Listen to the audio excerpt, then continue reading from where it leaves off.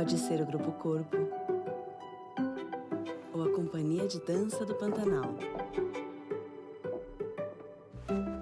Museu de Arte Moderna de São Paulo ou Arte em Cores.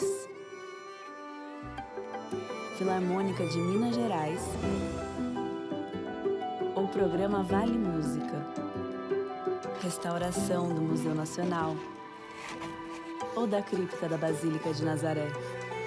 Onde tem cultura, a Vale está. Dos projetos que todo mundo já conhece, até aqueles projetos que todo mundo precisa conhecer. A cultura brasileira tem o nosso apoio.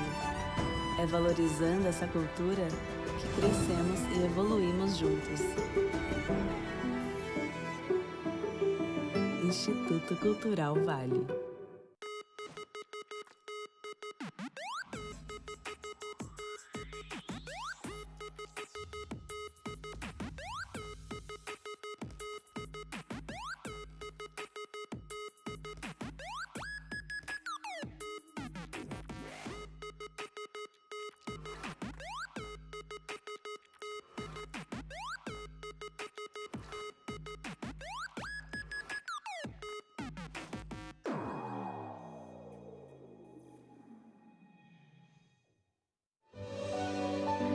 Mobilidade é vida.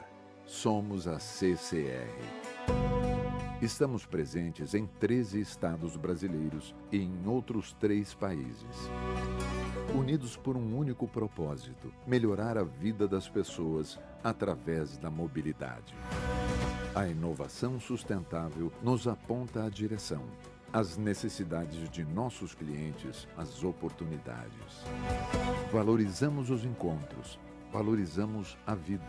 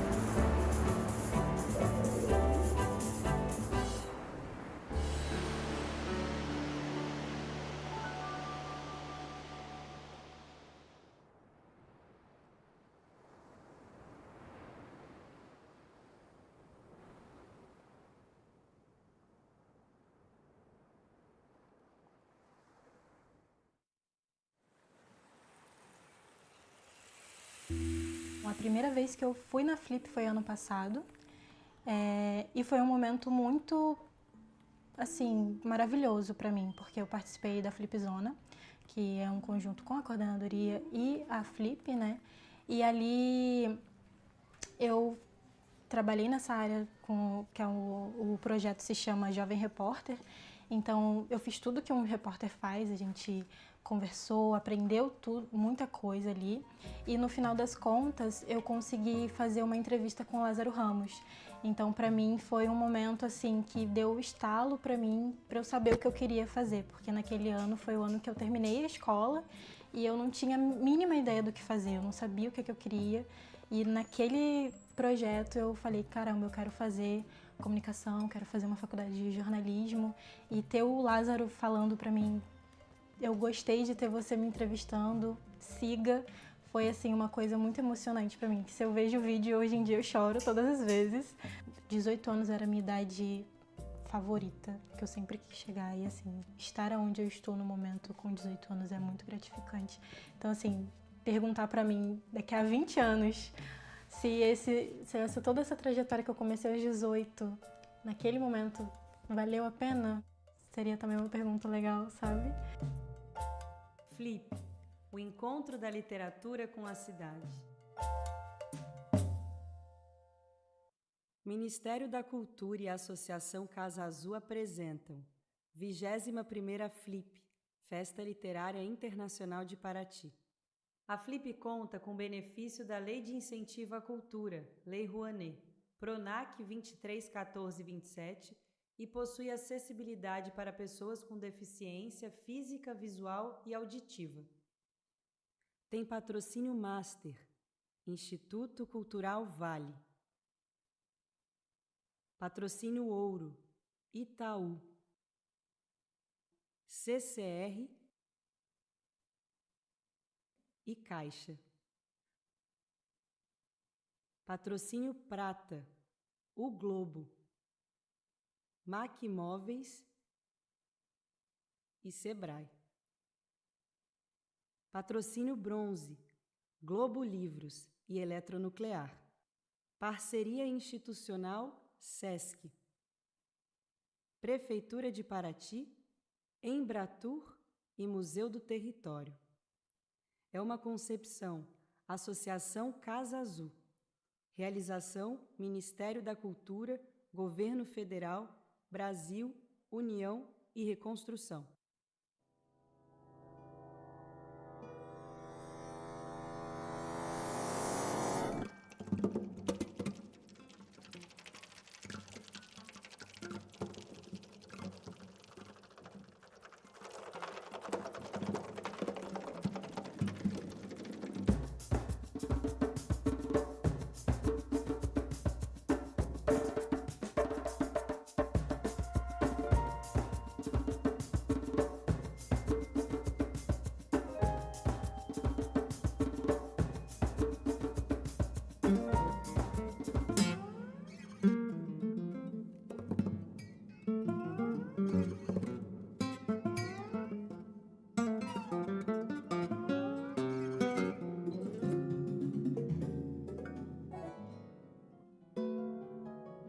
Flip, o encontro da literatura com a cidade.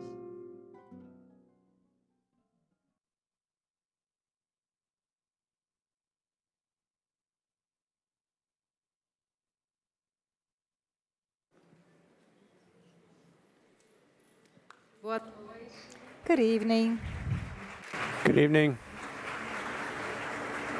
Thank you for being here. This is a special roundtable for us, the final session of a intense Saturday, moved by numerous emotions. We're going to finish with two thinkers in Black culture and existence. Reinvention, imagination is what we need to say before we call our chairperson for it. We have two special performances here out in the town square awaiting us to have poetry echo everywhere that can follow us in our bodies and souls. To chair this session, we have Jamille Dias, who's a professor at the University of London. She's a coordinator of the Center for Latin American and Caribbean Studies in London. She's a translator as well. So this conversation, she's going to guide us with it. And we'll take this journey with us. We wish you a wonderful session.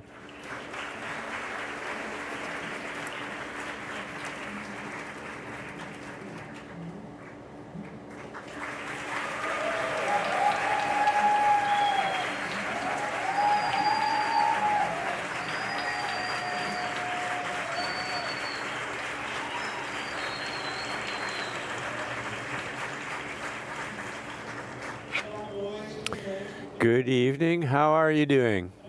It's a huge pleasure to have you here with Leda, Maria Martins, and Christina Sharpe together at Flip.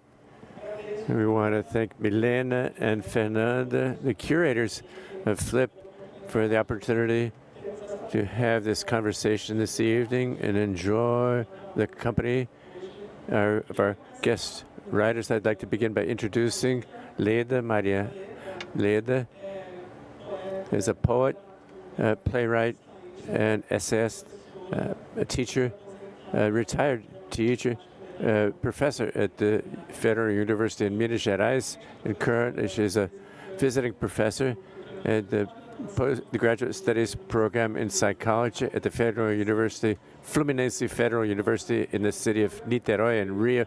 She is the author of numerous books. Here we have The Scene in Shadows, published by Perspectiva, the publishing house. Afrographies of Memory, the Kingdom of Rosário do Jatobá, by Perspectiva, publishing house. And Cobaba Publishing House, Performances in Spiral Time, the Poetics of the Body Screen. Leda is also a queen of Our Lady of Mercies, the Brotherhood of Our Lady of the Rosary in Belo Horizonte in Minas Gerais.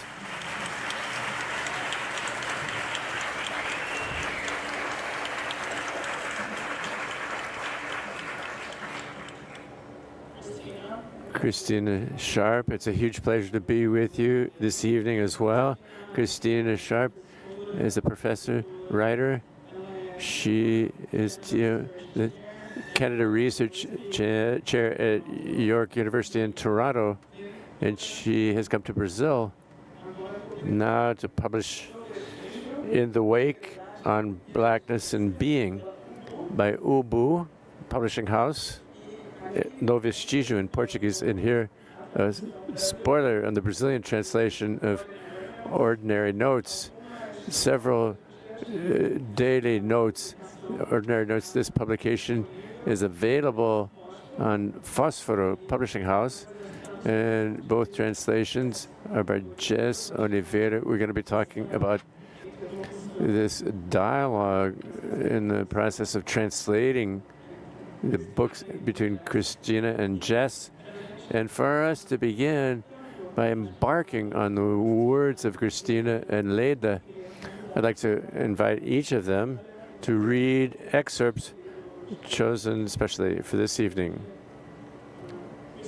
Christina, would you like to begin sharing yours?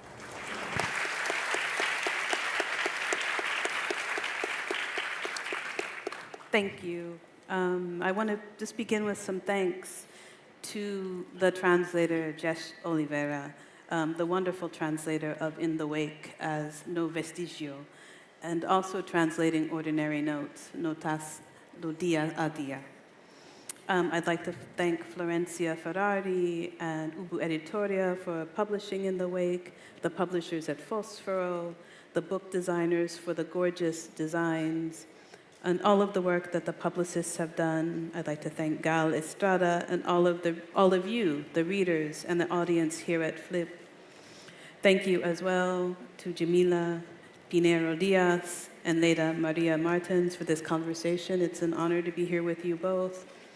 And I also just want to say that we're gathering in the midst of such catastrophic times, genocides in Gaza, Sudan, the Democratic Republic of Congo, and so it is so important to gather as writers to try to bring our imaginations to bear to the making of a different world and a different set of relations. So now I'll read a section from Chapter 2 of In the Wake. A ship moving through water generates a particular pattern of waves. The bow wave is in the front of the ship, and that wave then spreads out in the recognizable V pattern on either side of and then behind the ship. The size of the bow wave dictates how far out the wake starts. Waves that occur in the wake of the ship move at the same speed as the ship.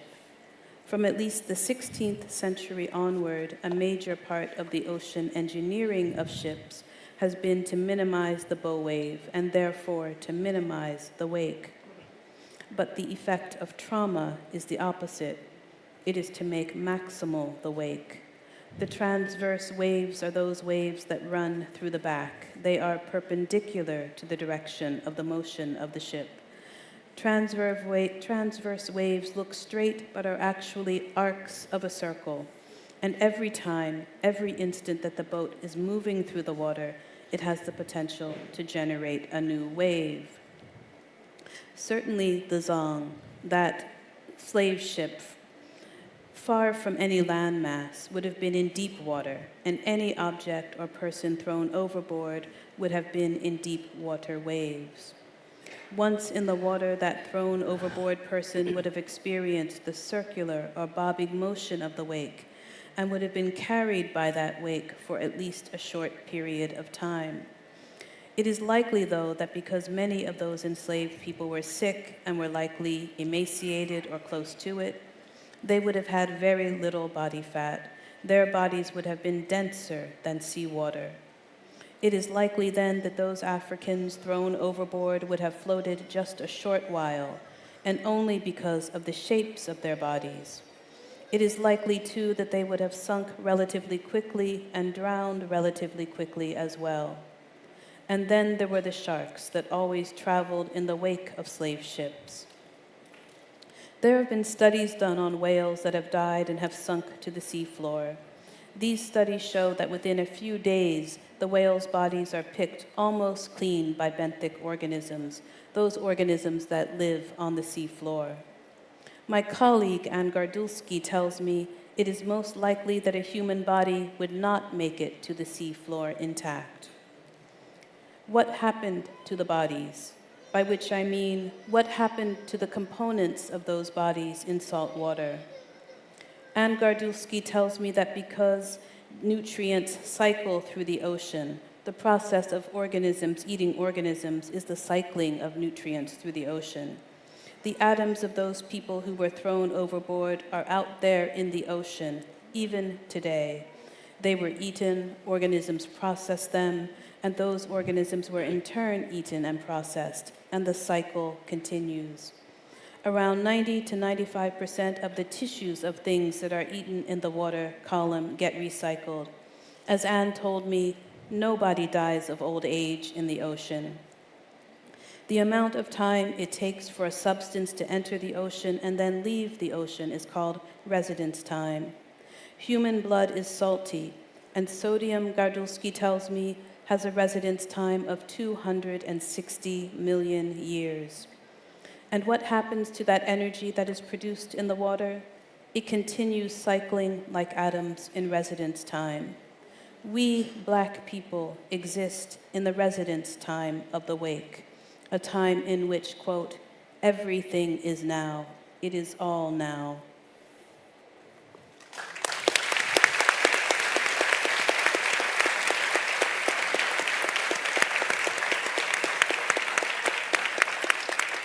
Thank you.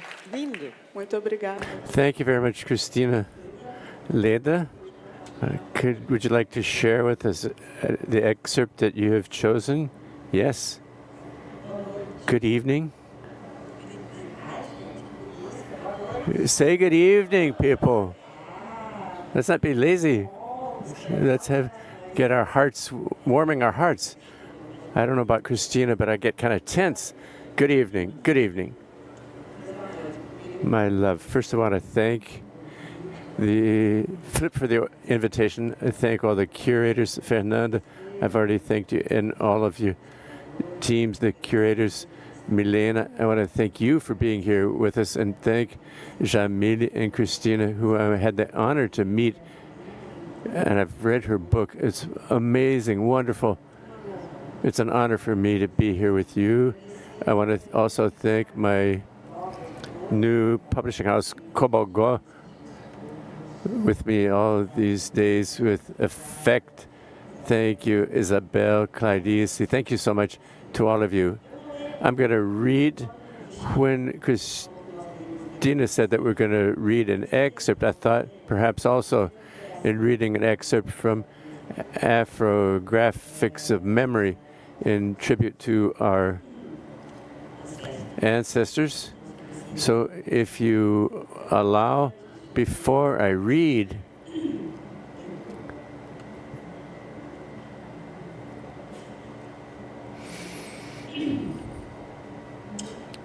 I come from the tradition of the kingdoms in general. We always, in the reigns, we always ask permission so you can sing with me. It's a new day. Let the day come. I ask permission. Let the day come. It's easy, right? It's a new day. It's a new day. Let the day lighten us. Let's repeat it. It's a new day. A new day. Let the day enlighten. I ask permission. Let my gunga enlighten. Have you learned the song?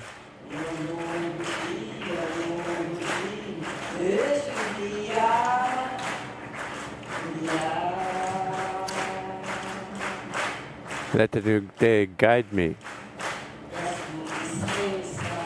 I ask permission. Let the day guide me. Again, one last time. Stronger, louder. A new day. Let the day guide us.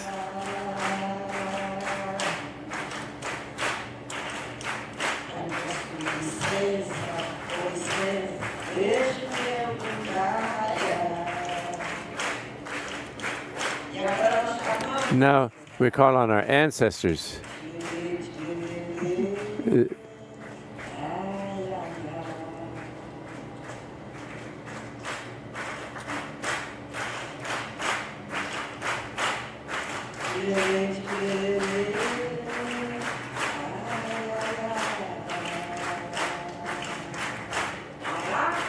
Okay.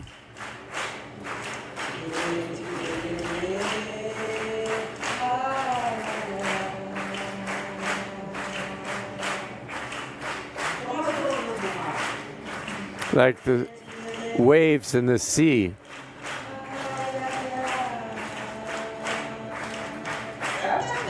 Come on, sing, people.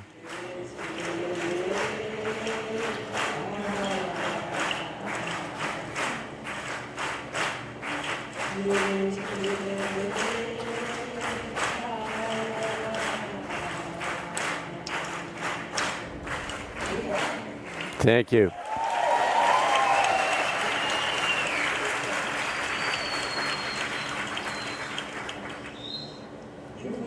I'm going to read from Afrographics, from the new edition, when I wrote the author's note.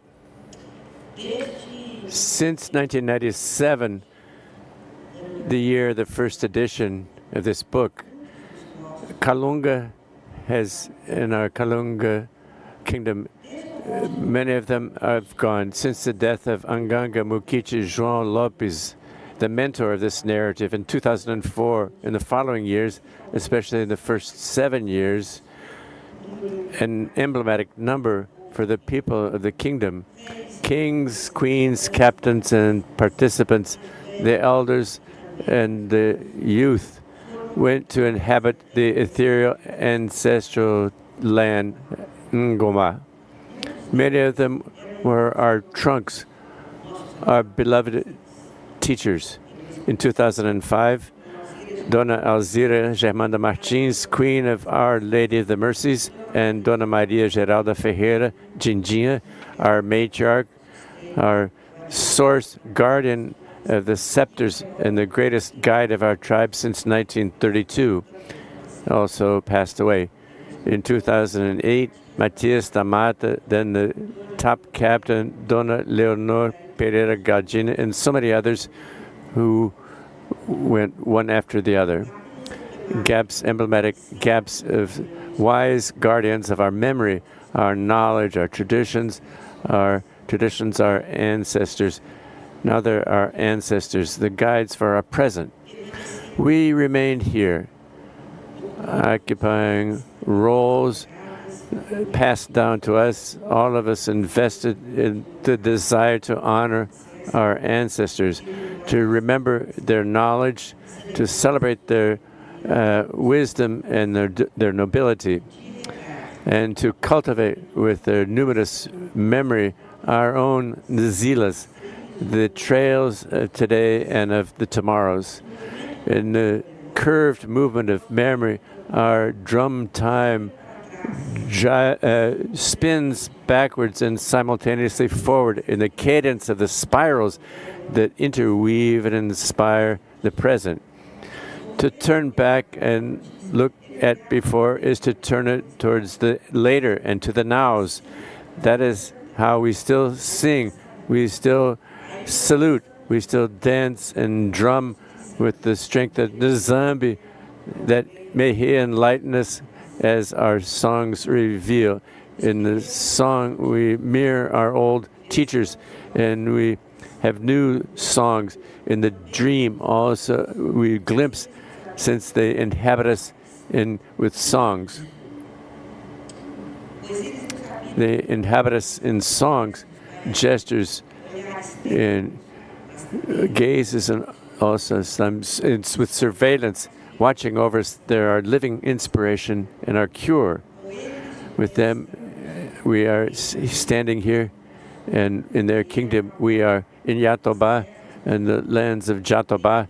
There is a black Bantu kingdom, the territory of the sacred, where reigns Nun Baba Verebere, Our Lady of the Rosary, our Mangana mother of all, the mantle of our fragile existence, the garden of ancestry, memory, devotion, history, songs, choirs, drums, knowledge, tastes, and recipes, a land of foundation, and especially a place for effects.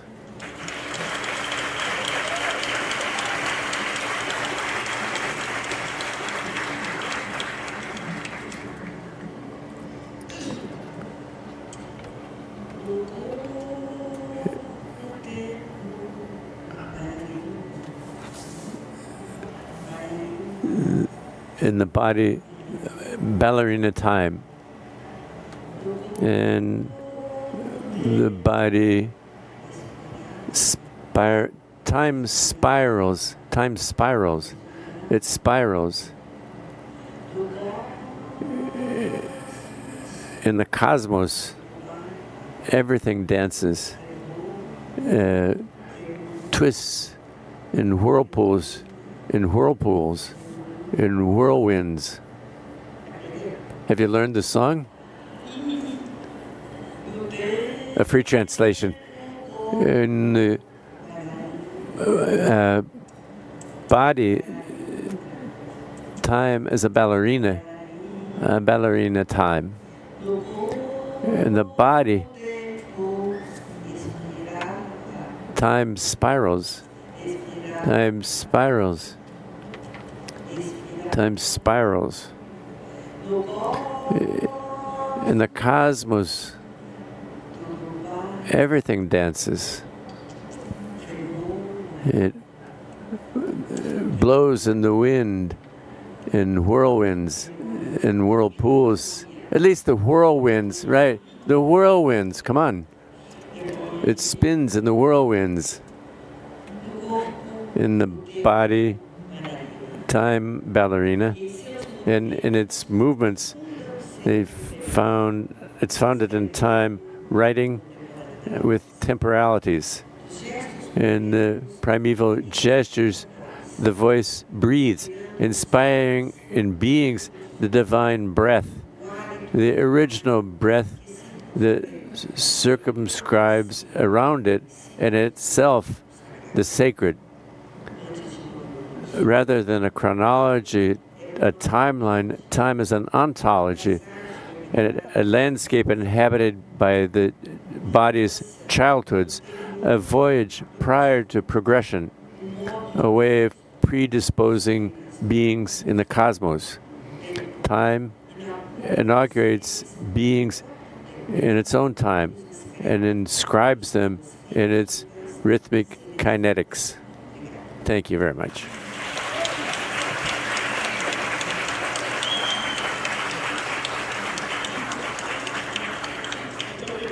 Thank you, Leda. So I ask your permission as well to ask a question now for Christina.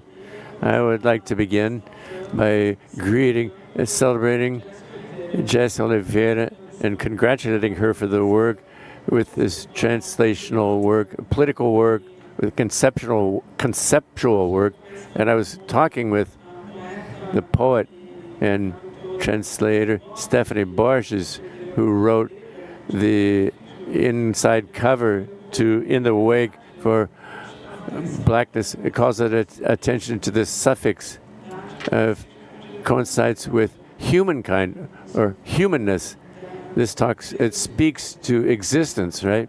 Blackness and humanness of black people and the affirmation of life in this option for this suffix, the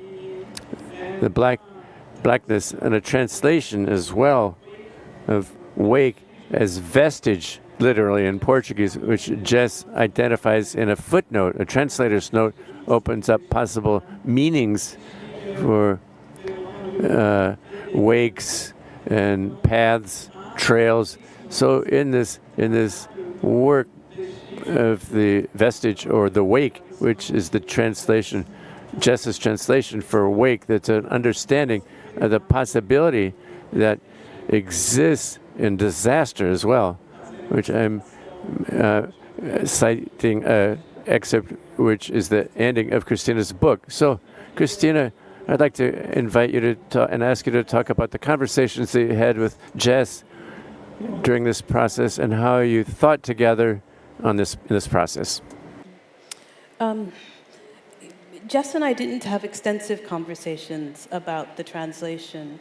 We did have a conversation about what word to use for wake, because there is no word in Portuguese that does what the English word wake does. So that in English, wake can mean in the path of a ship, in the recoil of a gun, the process of sitting with a person who has died and all of the rituals and ceremonies that go with that.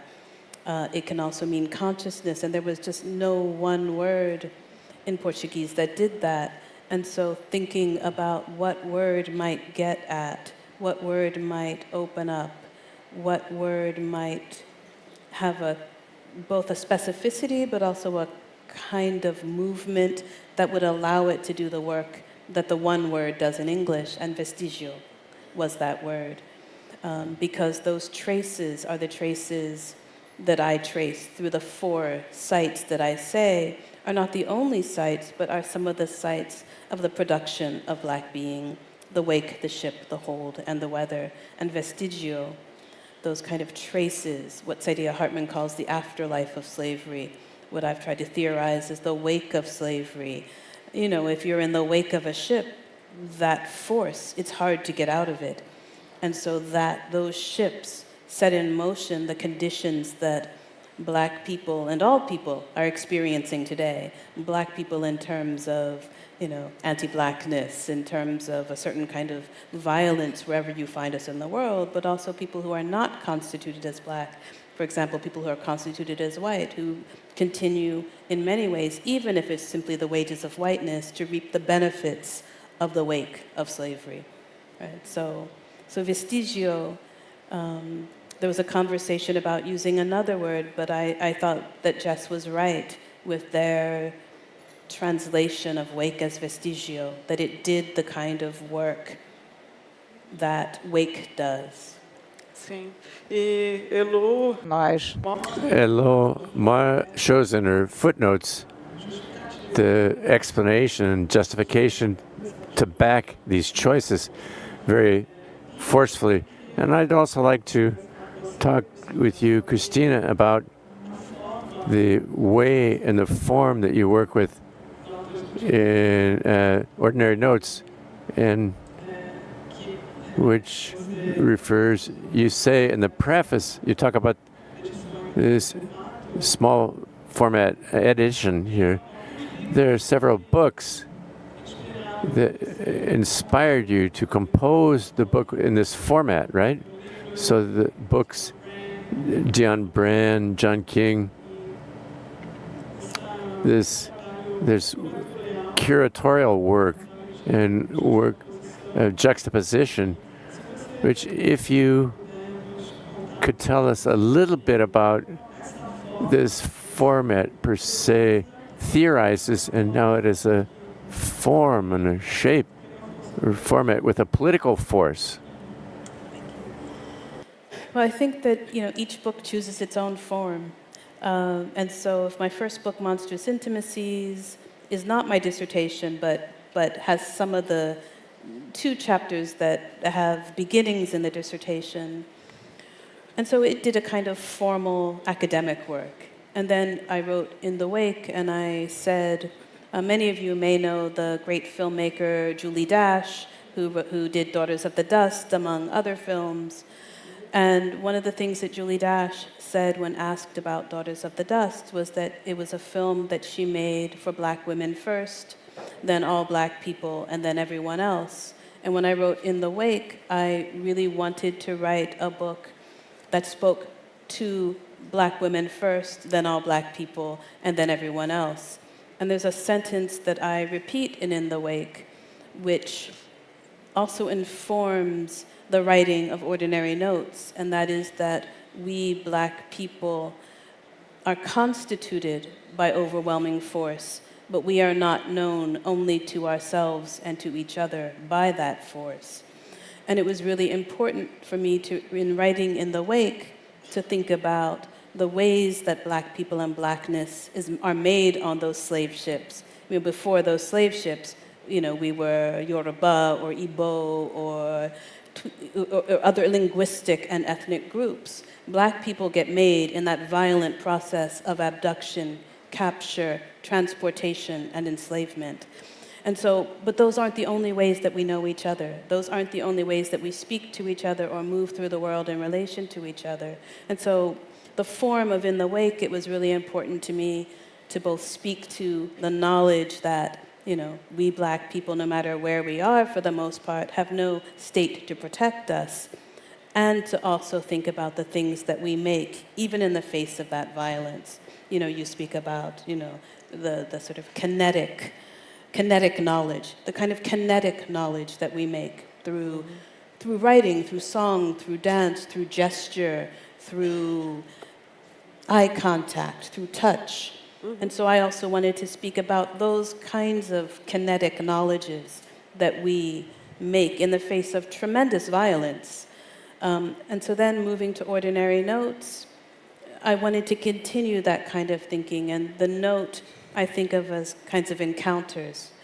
And some of the notes began as encounters in another book that I'm working on. And then I thought, no, that they should move into this book.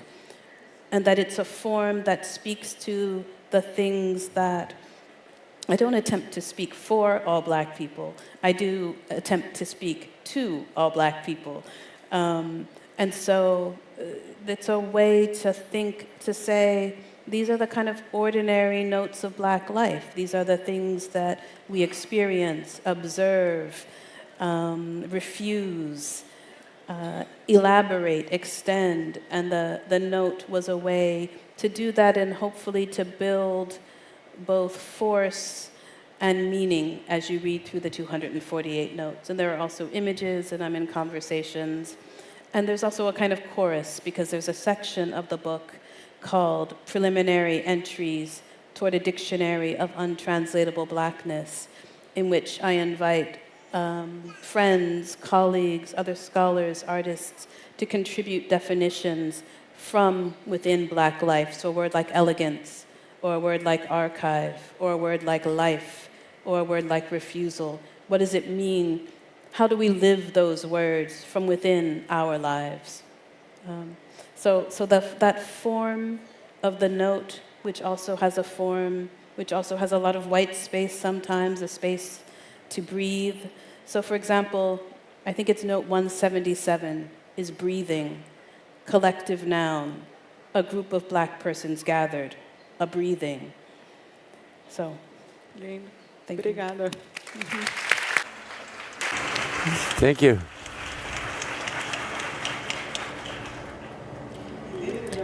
Leda, your work shows the importance of thinking history as danced, sung history. It's not just written history. Could you tell us a little bit about this? This history, which is sung and danced, that is presented in other ways. I watched noon today, a beautiful round table on poetry. I attended that round table paying tribute to Augusto de Campos. I was really happy because it's not that common for us to hear of poetry as poetry, right? Not just speaking poetry, but talking about poetry. I'm going to use this word, in the wake, or vestiges. In my work, one of the things that I attempt to do is to write with, and parenthetically, oftentimes this has been increasingly common since black production, to the extent that has become more visible, to accentuate a perspective that I would say is sociological in relation to black artistic production, leaving aside the aesthetic incision, the transformations of language in all spheres where productions occur, black aesthetic productions occur. It's interesting sociologically that we be subjects of reflection, but the most important thing in practice are to think of black production as that of language in all of the languages where arts are manifested. So I contend that my practice as a writer and as a poet, it brings, as I would not say singular marks, but as relevant marks for me, for my work, all the learning of black aesthetics, particularly in relation to poiesis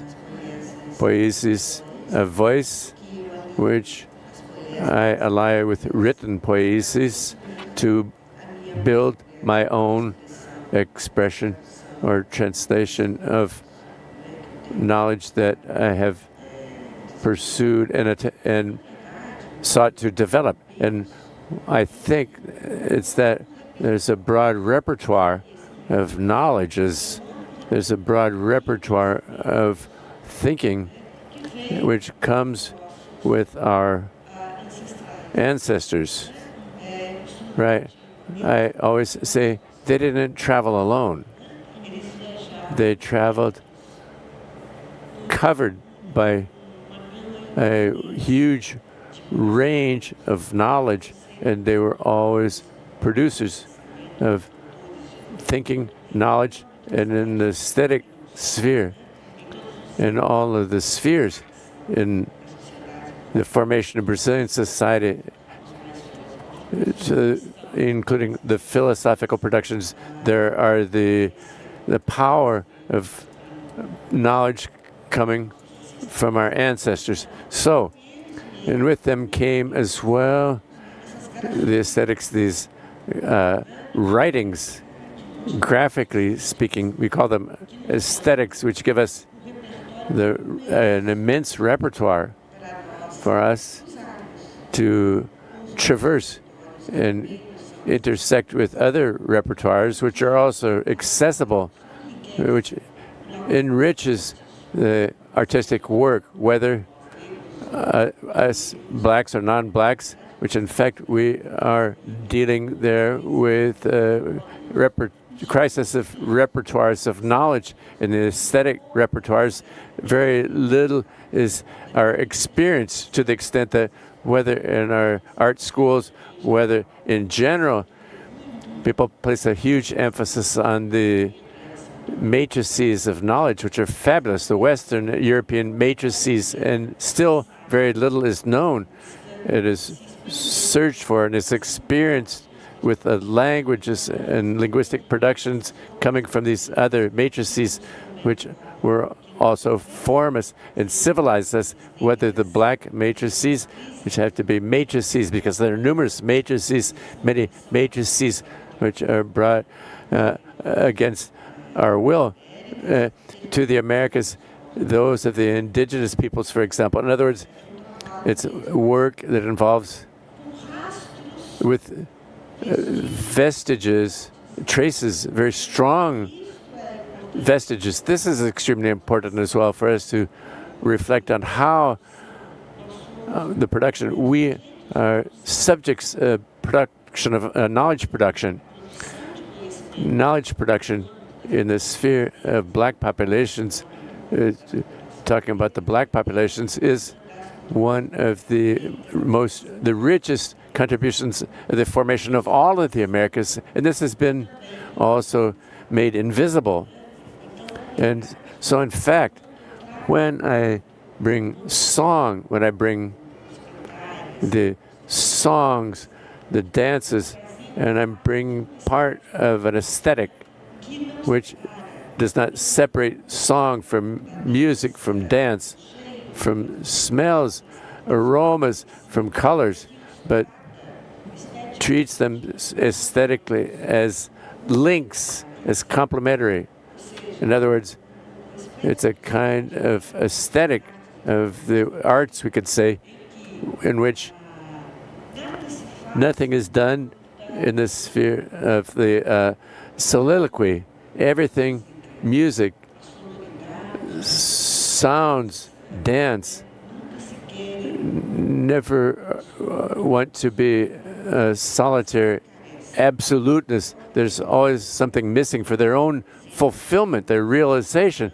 Music invokes dance and smells and etc. as something constitutive of this aesthetic, which many people would call a, as Thomas said, Africa invents the history of art, the Ashanti history of art, singing history of art, or dancing history of art, but it's like a language, singing, dancing history of art. So we are dealing with forms, cultural forms, aesthetic forms, artistic forms, which have been transformed here in the Americas, but which maintain the vestiges of memory, of production of knowledge of this, from this continent which formed us. Thank you very much, Leda.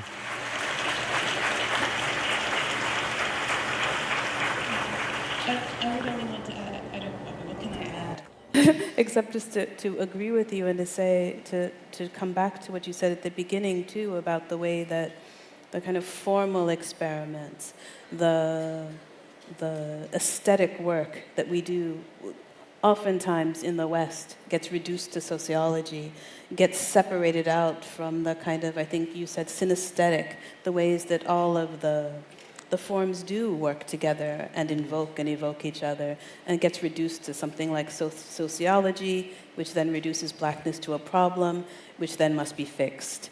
And so hearing you speak about your work and the ways that you work with memory, bodily, in all of these forms, I'll say synesthetically again, is really quite wonderful. Eu estava lendo I was reading the book, your book, and one of the things that I observed, not only, look, the themes that you cover in the reflections, it's a way of narrating. In other words, there's a modus of narration, which is a tradition, a black aesthetic tradition. So there's work not only with language, there's work in language that not only says the thing, whatever the thing is that you're dealing with, but it says it in a certain way. But it's also saying it and doing it. So what I wanted in the wake was for the work to actually be performing the thing that I was saying. Yes. né? E isso é muito interessante. This is fascinating. It's this kind of, so I heard a lot about your work and a lot related also to the themes that you address. In other words, look how interesting this is. When I read this, I'm searching for more, and this is what you offer me in such a fantastic way. The way of narrating, okay, the way of narrating, which is a legacy, stylistic legacy, transcreated by you, updated in doing writing.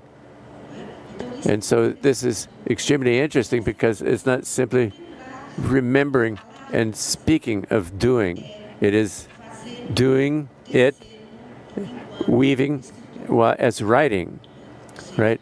In other words, as production of language in this doing is a fabulous performatic way. That's why when we read Christina's writing, we not only read, we experience the performance of what is said, not simply through the word, but through the word made performance.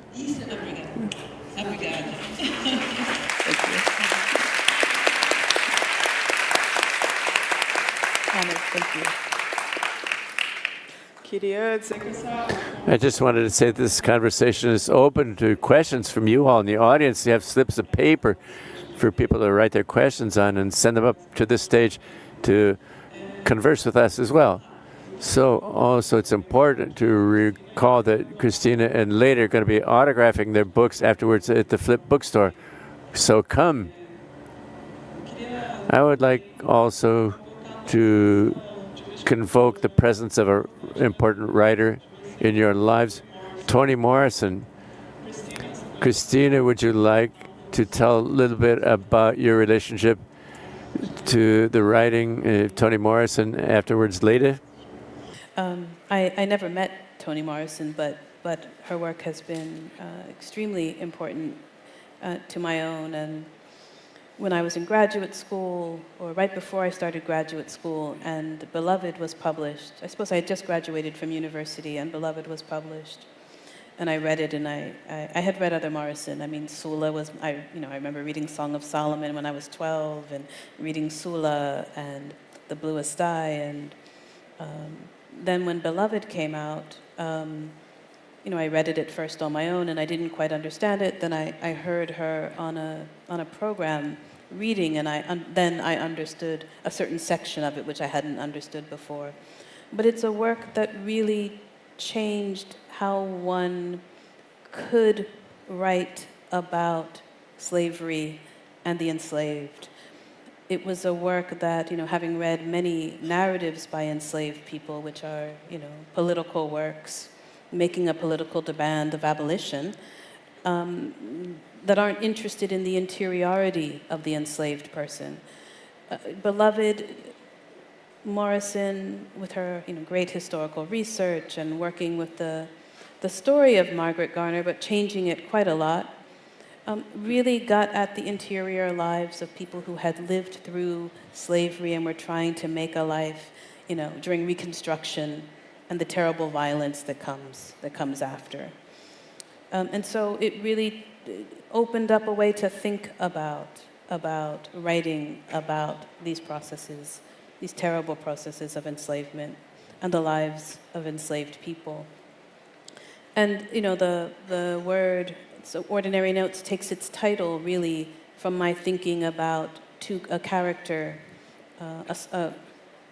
I don't think Morrison really wrote minor characters, but a minor character in Beloved called High Man, who, when Paul D is in that chain gang labor camp during contiguous with chattel slavery, High Man is the man who says hi in the morning and ho when evening comes, and stops the daily rapes of the men on this line.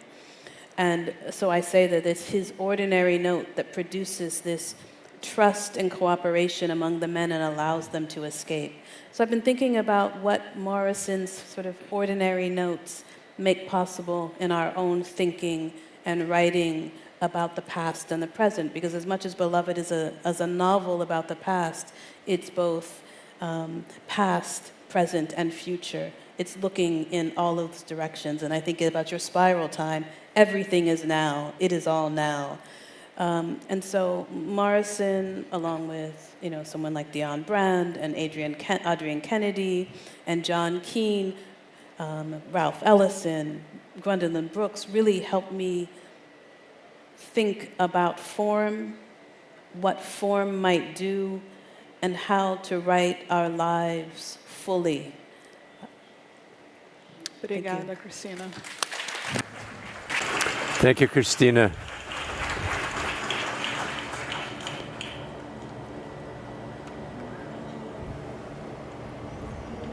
I also read Toni Morrison, but I have a text by her. It's interesting for me. I always quote this in my books, that it's a text by her called On Memory. Mm-hmm. The Site of Memory. Mm-hmm. In other words, one of the things that's, for me, it's extremely important, it's that literature is written with literature. Texts are written with texts. And Toni Morrison had textual knowledge of Western literature. Fabulous. Totally fabulous. And let's say, and of the ways of doing texts, she had that. But she also had, because she was an encyclopedia, she also had a memory of all the great range of repertoires of African Black textuality. So when she said that this is an interesting text in memory, she talks of as her work as a teacher and what it means to give visibility to other matrices of text production other than the Western matrices, not to underrate them, the Western ones. It's to expand the canon, what we were saying before, the canon of our references in terms of the production, literary production. In other words, have production with word. And Toni Morrison, this word, pregnant of memory, this word pregnant of memory, which is not only the memory simply of the content of history, but it's the way of crafting the word, translating it also through the ways, forms of production of language, which is the word, through the angles or perspectives where she performs herself in textuality, African textuality. It's brought to us because Africa also produces written text. Africa produces written text and oral text. So this memory of knowledge as the most important writers which we have, this memory of knowledge is the memory of the word. Right, and the word as an inscription, it's literary. In this sense, the work is fabulous because the very creation of characters, for me, it's fascinating, much more than the life of the characters, the construction of the character. So when you, for example, read whether Beloved or The Bluest Eyes, which it was the first book of hers that I read, The Bluest Eye, again, what I see in Toni Morrison, which is extremely important for us, and Conceição Evaristo calls writing experience, escrevivência, and it's writing and experience. It's not the tyranny of subjectivity. It's inscription of memory in the handicraft and the craft of language.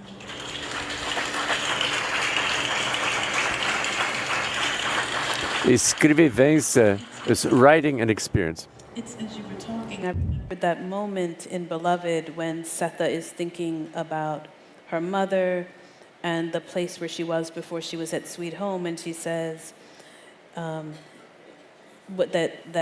the women dance to the antelope, and she doesn't know why, and she doesn't know what an antelope is, but she knows that she says they dance the antelope, and that was the passing on of certain knowledges as well.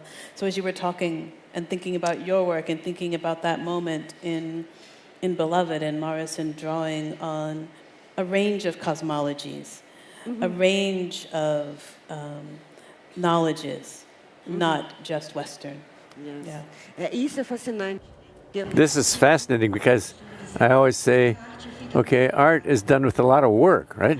Art is elaboration, literally. It's arduous work.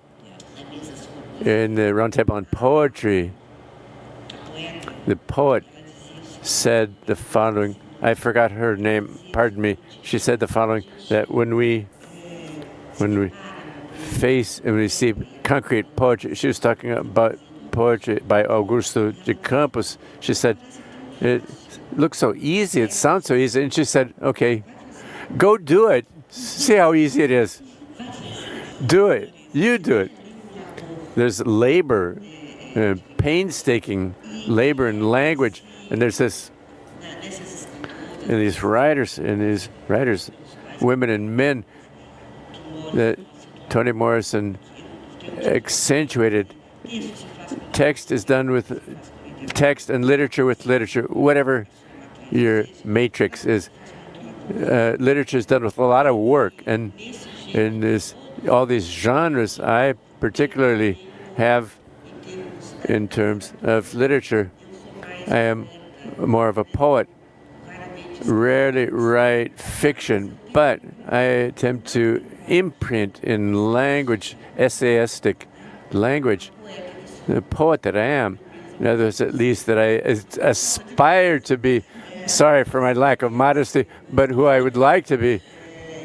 So, because poetic can be everywhere. Poetics can be everywhere. So for me, it's extremely important to also, not only, for example, the book,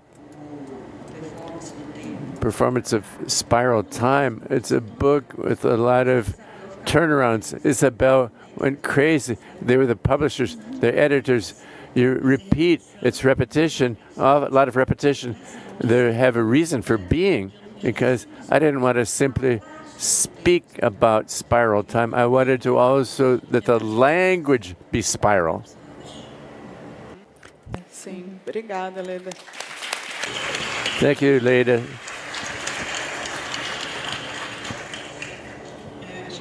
So a question has come up. They'd like Leda to talk about concept oralituras, oral reading, oralituras. It's a neologism. Before recently, I co-translated Rita Kare's text, which is going to be published in an edition in English in the future, Ancestry by Ailton Krenak, by Policy, London, and Rita Kare entitled this text as an oralitura of the encounter. And oraliture, she talks about Ailton Krenak doesn't prepare speech. He prepares to speak. In other words, for a speech. So I'm sharing this to say that this also echoes with the way that you perceive this idea, right? The difference between preparing a speech and to prepare the body to experience this encounter. And, well, this is the question right here. Okay, actually, the offering of oraliture, it emerges in this book here. Afrographics of Memory in the edition from 1997. This is the second one from 2021, the second edition. Actually, I have been elaborating this notion in the spiral time with ideas like crossroads since the mid-1980s. In the case of oraliture, when I name the inscription of knowledge by the corporalities, when I tell the story of Jatobá, the kingdom of Jatobá, I tell this story in such a way that I didn't have the illusion of translating in writing the flavor of all the poiesis of orality, but I would like to preserve a certain aroma of orality. So what I've been working and perceiving is that this form of inscriptions of corporalities occurs in oral performance through work and corporality. It's fabulous, which merits. It's all of a, so to speak, a technology of creation. This inscription, which hasn't been properly grasped by us because it has its conventions and protocols, its forms of realization. So in an initial moment, at the end of the book, when I say, and all of this I named it oraliture, or oral reading. It was published in 1997. Look, 1997. So the first edition is 25 years old. So at that time, which people who accompany my writings will see that this is expanded on. At that moment, I also do a play on words. There's something which is extremely on the order of black textual matrices, which is to play with language. Ricardo mentioned this morning during the poetry roundtable in oralitura. That in the initial movement, I called attention first to a kind of, I wouldn't say it's a challenge, but it's a kind of intrusion in the sphere of the letter, removing it simply from the alphabetic inscription to bring it into as a corporality. So there was in oral leitura, or oral reading, the lettera and leitura, or reading. In other words, lettera and leitura, reading the inscription graphically in the body, as also as a reading, leitura, as an effacement of language, or redaction, as the institution of another possible way of inscription of knowledge. Okay, so at that initial moment, and that's where over the course of the years I attempted and have attempted to connote with more work this concept of oralitura, oral/reading, or it's a play on words of oral and reading. It becomes for me a theoretical key and methodological key, which all oral performance requires of us, to think how is it the inscriptions, the graphics in the body as a place of inscription of knowledge, in the body as a place for inscription of memory. Okay, and these are the graphics through performances of knowledge via corporalities, hence oral leituras. I'm not going to talk about my dear book, but it's how I have worked, and I'm really happy that the theme, that the term, like the term of crossroads that I offered in the 1980s, is moving with its own on its own legs.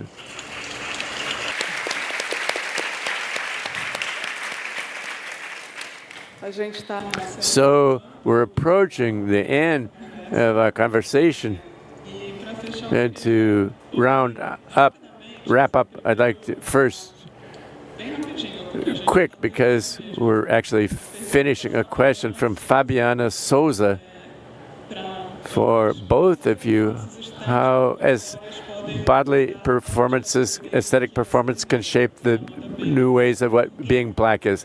Repeat that. How corporeal aesthetic performance can shape new meanings of what it means to be black. The corporeal or bodily aesthetic performances, if you don't have enough time, I think our time is running out for us to get into with the proper attention to the question. But maybe read if there's a couple, just put the other question too. How corporeal aesthetic performances can shape new categories of blackness. But I think that we're going to have enough time to get into this question, so unfortunately. That would be another whole session. But I want to thank you both.